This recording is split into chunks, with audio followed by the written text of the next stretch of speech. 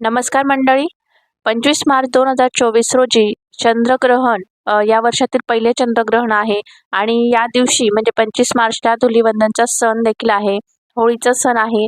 तर त्यामुळे चंद्रग्रहण असल्यामुळे होळीचा सण साजरा करायचा की नाही, चंद्रग्रहण हे भारतात दिसणार की नाही, आपल्याला नियम पाळण्याची आवश्यकता आहे की नाही, तर या सर्व प्रश्नांची उत्तरे आणि चंद्रग्रहणाबद्दल सर्व माहिती या व्हिडिओमध्ये आपण जाणून घेणार आहोत. तर त्यासाठी व्हिडिओ शेवटपर्यंत बघा.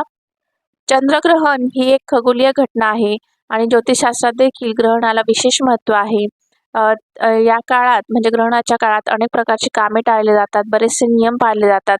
तर त्यानुसार यावर्षी 25 मार्च 2024 रोजी चंद्रग्रहण आहे आणि या दिवशी धुलीवंदनचा सण देखील आहे. तर 2024चं पहिलं ग्रहण हे चंद्रग्रहण असणार आहे आणि 24 ते 25 मार्च रोजी पेनम्ब्रल चंद्रग्रहण होईल.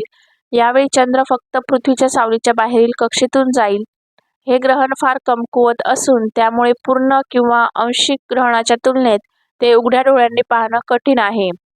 तर हे ग्रहण युरोप, ईशान्य आशिया, ऑस्ट्रेलियाचा मोठा भाग, आफ्रिकेचा काही भाग, उत्तर आणि दक्षिण अमेरिकेत दिसेल.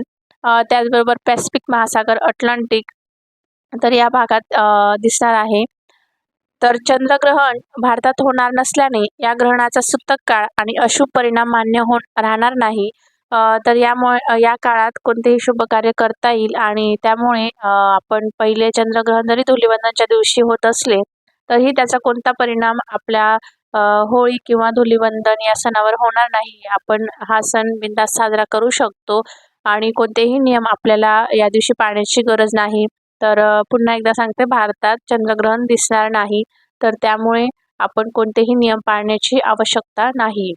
धार्मिक मान्यतेनुसार धुलीवंदनच्या दिवसाआधी होलिका दहन केले जाते आणि यानंतर धुलीवंदनचा सण साजरा केला जातो.